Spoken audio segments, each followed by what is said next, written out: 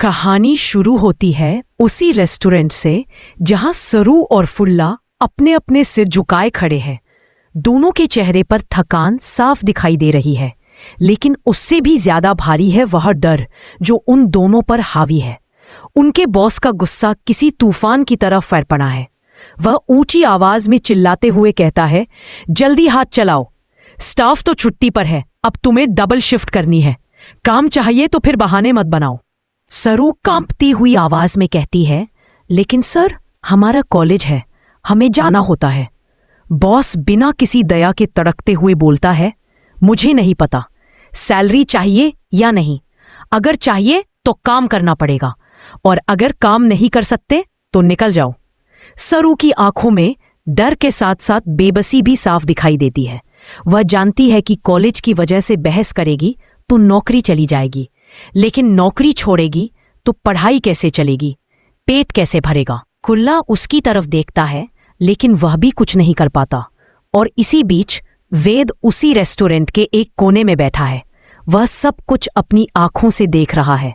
सरू पर हो रहा अन्याय, उसका डर, उसकी मजबूरी, सब कुछ। लेकिन हैरानी की बात यह है कि वेद एक शब्द तक नहीं बोलता। वह बस चुपचाप बैठा रहता है, जैसे ये मामला उसका है ही नहीं, जैसे सरू उसके अपने घर की नहीं, किसी अनजान दुनिया की लड़की हो। यही चीज अन्नपूर्णा को सबसे ज्यादा चुभती रहे। वह दूर खड़ी थी और ये सब अपनी आंखों से देख रही थी। पहले तो उसे यकीन ही नहीं हुआ कि सामने बैठा हुआ व्यक्ति वेद है। वह सोचती है कि शायद वह गलत देख रही है, लेकिन जब वेद का चेहरा साफ दिखाई देता है तो उसका दिल जैसे अंदर ही अंदर टूटने लगता है। उसे हमेशा यही लगता था कि भले ही घर के बाकी लोग सरू का साथ ना दे, लेकिन वेद जरूर उसका हाथ थामेगा। लेकिन आज ये देखकर कि वेद सरू को पहचानने तक से इनकार कर रहा है, अन्नपूर्णा के पैर जैसे जमीन में धंसने लगते हैं। वह सोचती है, अगर वेद भी साथ नहीं दे रहा तो मेरी पोती किसके सहारे जिएगी। और दोस्तों, अगर आपको भी यह कहानी दिल पर असर करती हुई लग रही है तो वीडियो को लाइक करें और चैनल को अभी सब्सक्राइब करें, ताकि आगे का ट्विस्ट आपसे मिस ना हो। अन्नपूर्णा कुछ देर तक वही खड़ी रहती है।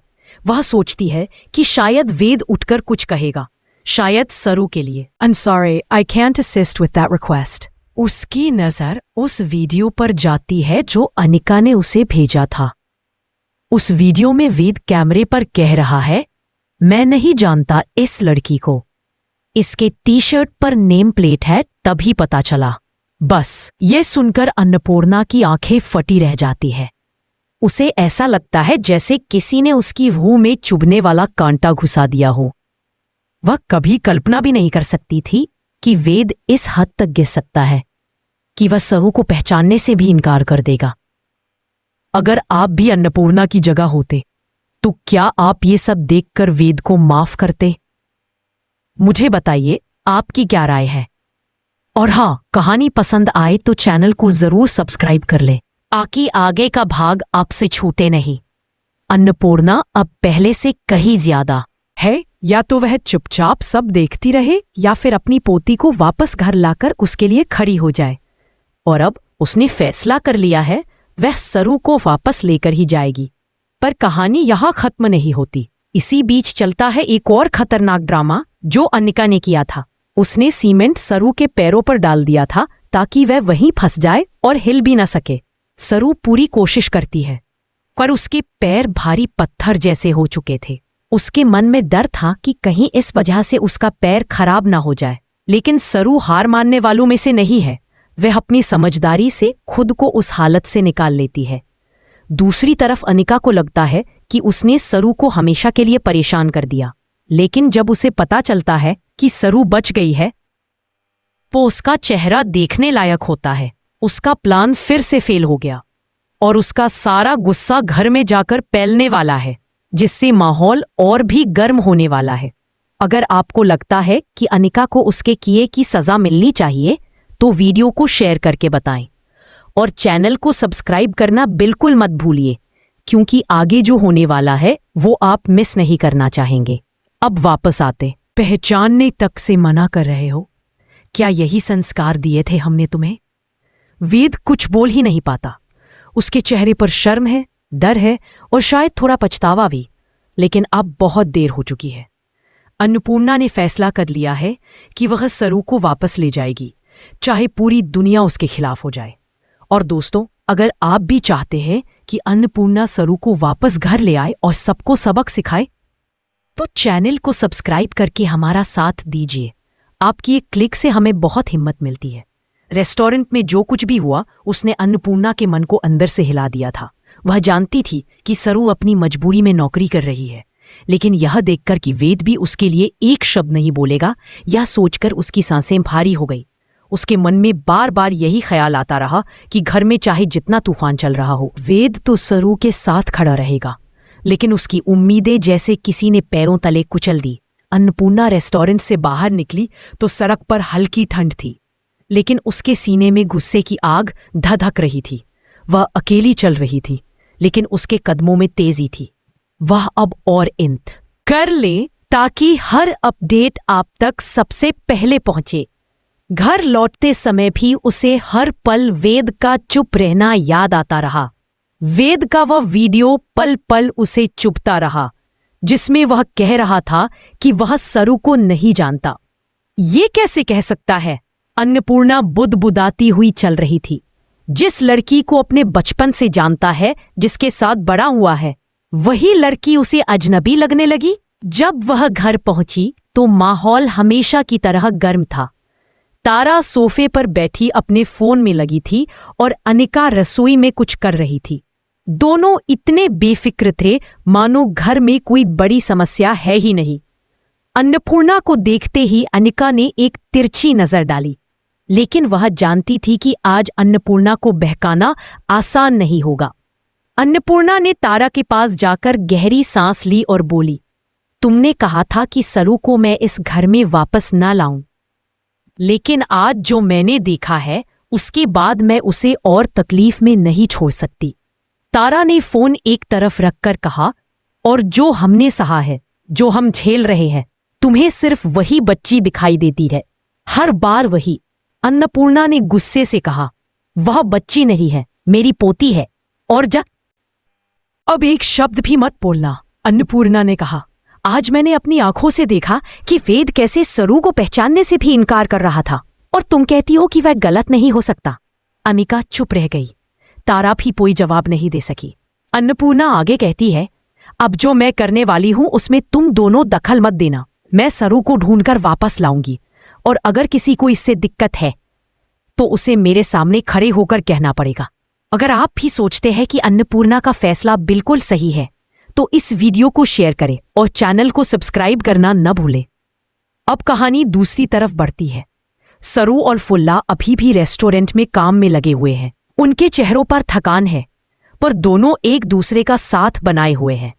फुल्ला धीरे से कहता है, सरू तू परेशान मत हो, काम मुश्किल है लेकिन हम साथ हैं। मैं हूं ना तेरे साथ। सरू हल्की मुस्कान देती है, लेकिन उसके होठों की मुस्कान उसकी आंखों तक नहीं पहुंचती। उसके मन में डर और अकेलापन साफ दिखाई देता है।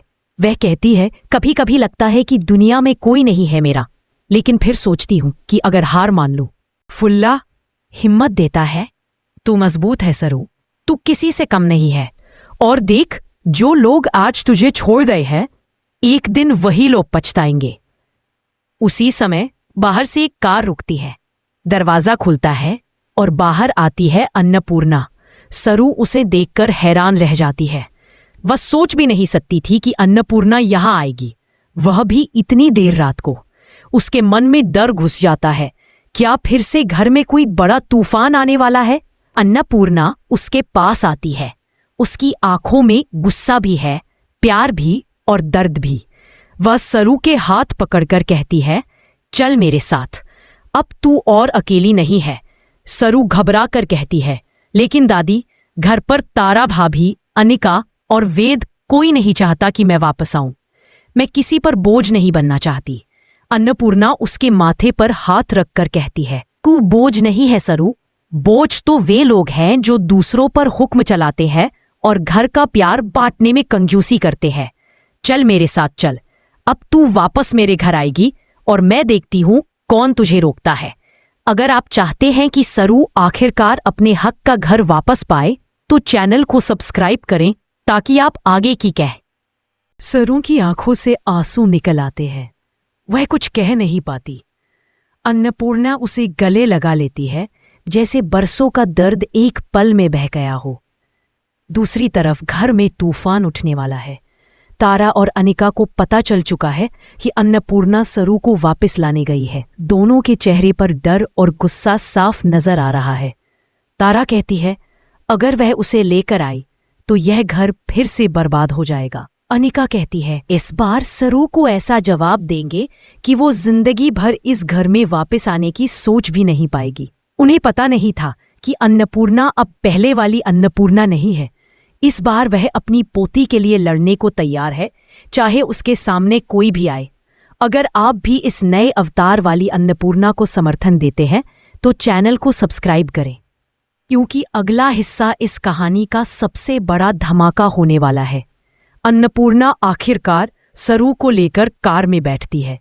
सरू अभी भी डरी हुई है, लेकिन उसके मन में थोड़ी शांति है। इसे लगता है कि शायद अब चीजें बेहतर होंगी, लेकिन वह नहीं जानती कि घर में उसके इंतजार में कैसी आंधी खड़ी है। कार धीरे धीरे घर की ओर बढ़ती है। कर ले ताकि हर अपडेट आप तक सबसे पहले पहुंचे। घर लौटते समय भी उसे हर पल वेद का चुप रहना याद आता रहा। वेद का वह वीडियो पल पल उसे चुभता रहा, जिसमें वह कह रहा था कि वह सरू को नहीं जानता। ये कैसे कह सकता है? अन्नपूर्णा बुदबुदाती हुई चल रही थी। जिस लड़की को अपने बचपन से जानता है, जिसके साथ बड़ा हुआ है, वही लड़की उसे अजनबी लगने लगी। जब वह घर पहुंची तो माहौल हमेशा की तरह गर्म था। तारा सोफे पर बैठी अपने फोन में लगी थी और अनिका रसोई में कुछ कर रही थी। दोनों इतने बेफिक्र थे मानो घर में कोई बड़ी समस्या है ही नहीं। अन्नपूर्णा को देखते ही अनिका ने एक तिरछी नजर डाली, लेकिन वह जानती थी कि आज अन्नपूर्णा को बहकाना आसान नहीं होगा। अन्नपूर्णा ने तारा के पास जाकर गहरी सांस ली और बोली, तुमने कहा था कि सरू को मैं इस घर में वापस ना लाऊं, लेकिन आज जो मैंने देखा है उसके बाद मैं उसे और तकलीफ में नहीं छोड़ सकती। तारा ने फोन एक तरफ रखकर कहा, और जो हमने सहा है, जो हम झेल रहे हैं, तुम्हें सिर्फ वही बच्ची दिखाई देती है, हर बार वही। अन्नपूर्णा ने गुस्से से कहा, वह बच्ची नहीं है, मेरी पोती है, और अब एक शब्द भी मत बोलना। अन्नपूर्णा ने कहा, आज मैंने अपनी आंखों से देखा कि वेद कैसे सरू को पहचानने से भी इनकार कर रहा था, और तुम कहती हो कि वह गलत नहीं हो सकता। अनिका चुप रह गई। तारा भी कोई जवाब नहीं दे सकी। अन्नपूर्णा आगे कहती है, अब जो मैं करने वाली हूं उसमें तुम दोनों दखल मत देना। मैं सरू को ढूंढकर वापस लाऊंगी, और अगर किसी को इससे दिक्कत है तो उसे मेरे सामने खड़े होकर कहना पड़ेगा। अगर आप भी सोचते हैं कि अन्नपूर्णा का फैसला बिल्कुल सही है तो इस वीडियो को शेयर करें और चैनल को सब्सक्राइब करना न भूलें। अब कहानी दूसरी तरफ बढ़ती है। सरू और फुल्ला अभी भी रेस्टोरेंट में काम में लगे हुए हैं। उनके चेहरों पर थकान है, पर दोनों एक दूसरे का साथ बनाए हुए हैं। फुल्ला धीरे से कहता है, सरू तू परेशान मत हो, काम मुश्किल है लेकिन हम साथ हैं, मैं हूं ना तेरे साथ। सरू हल्की मुस्कान देती है, लेकिन उसके होठों की मुस्कान उसकी आंखों तक नहीं पहुंचती। उसके मन में डर और अकेलापन साफ दिखाई देता है। वह कहती है, कभी कभी लगता है कि दुनिया में कोई नहीं है मेरा, लेकिन फिर सोचती हूं कि अगर हार मान लूं